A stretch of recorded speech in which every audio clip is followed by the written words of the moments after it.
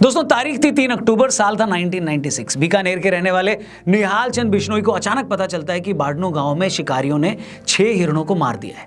खबर मिलते ही निहाल चंद फौरन कुछ गांव वालों के साथ शिकार वाली जगह पर पहुंच जाते हैं। ये लोग शिकारियों को रोकने के लिए उन पर धावा बोल देते हैं। शिकारी इन लोगों को अपनी तरफ आता देख गोलियां चलाना शुरू कर देते हैं। इस गोलीबारी में निहाल चंद जी बुरी तरह जख्मी हो जाते हैं, मगर वो उस जगह को नहीं छोड़ते जहां मरे हुए हिरण पड़े थे। आखिरकार शिकारियों को बिना हिरण लिए वहां से जाना पड़ता है। कुछ देर बाद घायल निहाल चंद बिश्नोई की मृत्यु हो जाती है। 1999 में भारत सरकार निहाल चंद जी को उनकी बहादुरी के लिए शौर्य चक्र देती है। इसके साथ ही निहाल चंद बिश्नोई जी पहले ऐसे भारतीय बन जाते हैं जिन्हें सेना में न होने के बावजूद शौर्य चक्र से नवाजा जाता है। हो सकता है कि बिश्नोई समाज के बाहर इस कहानी से कुछ लोग वाकिफ न हो, मगर बिश्नोई समाज में निहाल चंद जी की ये दास्तां हर कोई जानता है। हमने भी इस वीडियो की शुरुआत अगर इस कहानी से की है तो इसके अपने रीजंस हैं। बाबा सिद्दीकी की मौत के बाद आज हर किसी की जबान पर लॉरेंस बिश्नोई का नाम है। लॉरेंस बिश्नोई का ये स्टेटमेंट हर जगह चल रहा है कि जब तक सलमान खान काले हिरण की मौत के लिए माफी नहीं मांगते तब तक वो सलमान खान को माफ नहीं करेंगे। बहुत से लोग जो राजस्थान या इस इलाके के बाहर के हैं वो ये बात समझ ही नहीं पा रहे हैं कि आखिर एक हिरण को मारना इतना बड़ा मामला कैसे बन गया। बहुत से लोग लॉरेंस के इस गुस्से पर हैरान भी हो रहे हैं। लॉरेंस ने सही किया या गलत हम उसकी डिटेल में नहीं जा रहे, लेकिन हमारे व्यूअर्स के लिए यह समझना बहुत इंपॉर्टेंट है कि आखिर बिश्नोई समाज एक हिरण की मौत के लिए सलमान खान से आज भी इतना गुस्सा क्यों है। हो सकता है कुछ कौमों के लिए मासूम जानवरों को मार देना उनके ट्रेडिशन का हिस्सा हो, लेकिन बिश्नोई समाज ऐसा है जहां जानवरों को इंसानों की तरह ही माना जाता है। ये एक ऐसी कम्युनिटी है जहां महिलाएं जानवर के अनाथ बच्चों को स्तनपान तक करवा देती हैं। बिश्नोई समाज के गुरु जंभेश्वर जी ने इस कम्युनिटी को ऐसे संस्कार दिए हैं कि ये लोग पेड़ पौधों की हिफाजत के लिए अपनी जान तक दे देते हैं। इससे पहले कि मैं लॉरेंस बिश्नोई गैंग और उनकी सलमान खान से चल रही दुश्मनी पर आऊं, आप एक और कहानी सुन लीजिए। ये कहानी आपको बताएगी कि आखिर बिश्नोई समाज के लिए हिरण या जानवर ही नहीं, पेड़ पौधे भी क्या मायने रखते हैं। राजस्थान में खेजड़ी का पेड़ पाया जाता है। ये एक ऐसा पेड़ है जो भरे रेगिस्तान में भी हरा भरा खड़ा रहता है। खेजड़ी का पेड़ भी बिश्नोई समाज में उतना ही पवित्र माना जाता है जितना कि काला हिरण। यह मामला है साल 1730 का, 1730। उस वक्त जोधपुर के महाराजा अजय सिंह को अपने महल के लिए लकड़ी की जरूरत थी, तो उनके सैनिक गांव में मौजूद एक खेजड़ी का पेड़ काटने चले जाते हैं। जैसे ये बात अमृता देवी नाम की एक महिला को पता लगती है तो वो पेड़ के आगे खड़ी हो जाती है। अमृता देवी ने सैनिकों को चुनौती दी कि अगर तुम्हें पेड़ काटना है तो पेड़ से पहले तुम्हें मेरी गर्दन काटनी होगी। सैनिकों ने भी अमृता देवी की गर्दन काट दी। उसके बाद पेड़ को बचाने आई अमृता देवी की 3 बेटियों को भी सैनिकों ने मार डाला और आखिर में अमृता देवी के पति को भी सैनिकों ने मार डाला। आपको जानकर हैरानी होगी कि उस दिन उस एक पेड़ को बचाने के लिए 363 लोगों ने अपनी जान दे दी। ये बताइए दोस्तों, क्या दुनिया के इतिहास में आपने ऐसी कोई एक भी कहानी सुनी है जहां एक पेड़ को बचाने के लिए 363 लोगों ने अपनी गर्दनें कटवा ली हो? शर्म की बात है कि आजादी के बाद इतिहास लिखने वालों ने औरंगजेब जैसे क्रूर शासकों का तो महिमा मंडन कर दिया, मगर उन वामपंथी मक्कारों ने आपको ऐसी एक कहानी नहीं बताई। अगर ऐसी कहानियां इस देश के बच्चों ने पढ़ी होती तो वो अपने लोगों की बहादुरी के बारे में जान पाते। आज के बच्चे ये समझ पाते कि बहादुरी का मतलब सिर्फ ये नहीं होता कि आप दूसरे राज्य पर कब्जा कर लें या आप मजहब फैलाने के लिए काफिरों की गर्दन काट लें। बहादुरी का मतलब ये होता है कि अगर एक पेड़ को बचाने के लिए आपको अपनी गर्दन तक कटवानी पड़े तो भी आप पीछे न हटे। बहादुरी किसी को मारने में नहीं, बल्कि बहादुरी एक पौधे, एक जीव को बचाने के लिए अपनी जान तक देने में है। और भारत की ऐसी ही कहानियां हमारे पॉडकास्ट में आपको देखने और सुनने को लगातार मिलेंगी। इसके लिए आप हमारे टीआरपी चैनल को जरूर सब्सक्राइब करिएगा। डिस्क्रिप्शन में उस चैनल का लिंक दिया है। वीडियो में आगे बढ़ते हैं। लॉरेंस बिश्नोई का कहना है कि बचपन में जब उसे यह पता लगा कि सलमान खान ने जोधपुर में काला हिरण मारा है, तब से ही वो उससे बदला लेना चाहता था। जो लोग उस वक्त के बारे में नहीं जानते उनको ये बता दें कि ये बात है 1998 की। सलमान खान अपने को स्टार्स के साथ उस वक्त जोधपुर के आसपास हम साथ साथ हैं फिल्म की शूटिंग कर रहे थे। तभी रात के अंधेरे में गांव वालों को गोली चलने की आवाज आई। गांव वाले गोली चलने की जगह पर पहुंचे तो वहां पर उन्हें गाड़ी में कुछ लोग दिखाई दिए। गांव वाले गाड़ी को तो नहीं रोक पाए, मगर उनमें से एक आदमी ने सलमान खान को पहचान लिया। पड़ताल करने पर पता चला कि उस रात गांव में 2 चिंकारा और 3 काले हिरण मार दिए गए हैं। मामले की छानबीन शुरू हुई और वन विभाग की टीम घोड़ा फार्म्स पहुंच गई, जहां सलमान समेत हम साथ साथ हैं के क्रू मेंबर्स रुके हुए थे। वहां काले हिरण के अवशेष निर्देश मिले। 2 अक्टूबर को बिश्नोई समाज ने इस मामले में सलमान खान के खिलाफ FIR दर्ज कराई। सलमान खान की गिरफ्तारी हुई और उन्हें जेल जाना पड़ा, मगर हाथों हाथी उनको जमानत भी मिल गई।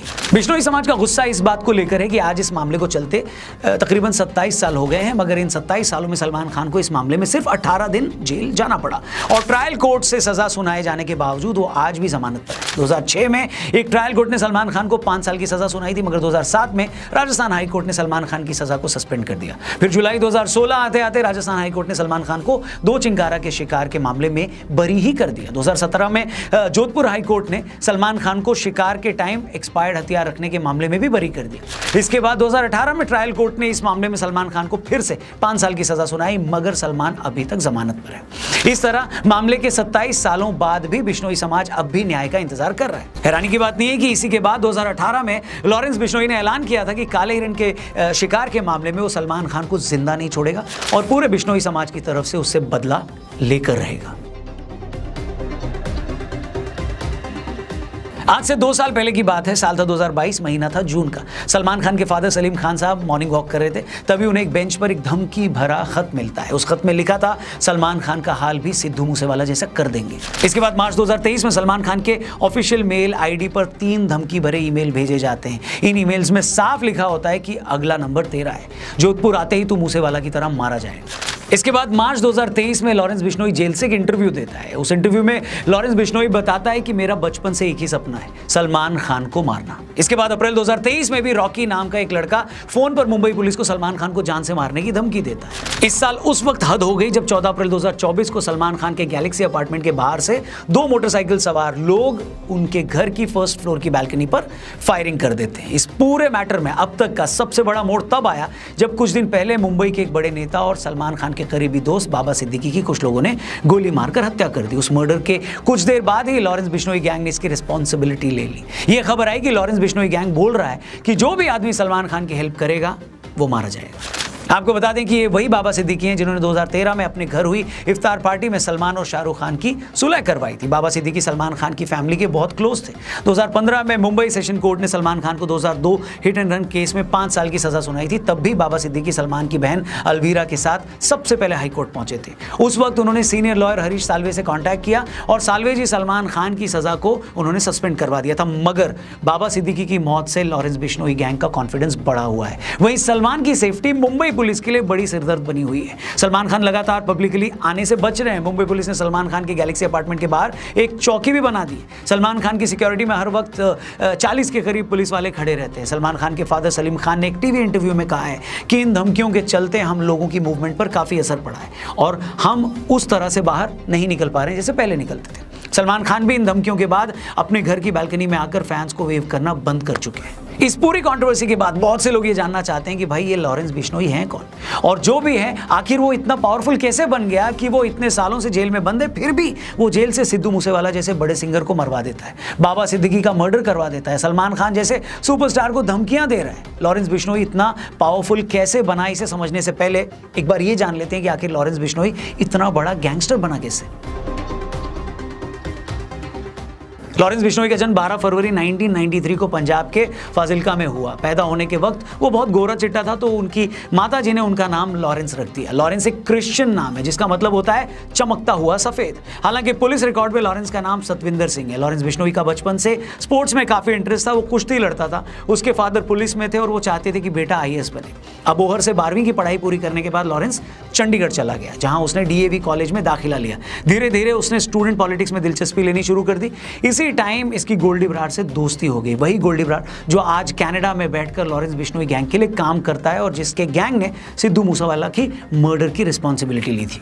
लॉरेंस ने 2011 में कॉलेज इलेक्शन लड़ने के लिए student organisation of Punjab university यानी SOPU के नाम से एक पार्टी भी बनाई थी, मगर लॉरेंस अपना पहला इलेक्शन हार गया।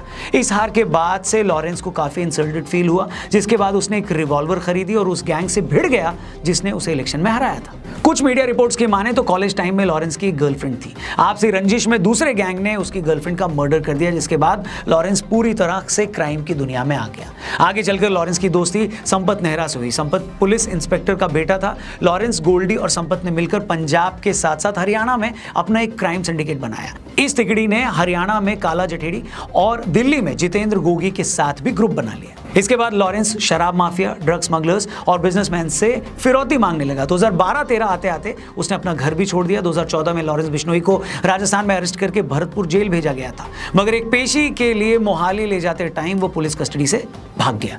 2016 में लॉरेंस को फिर से अरेस्ट कर लिया गया और तब से आज तक वो जेल में ही बंद है। मगर जेल में बंद होने के बावजूद वो आज भी धड़ल्ले से पूरी दुनिया में अपना काम चला रहा है।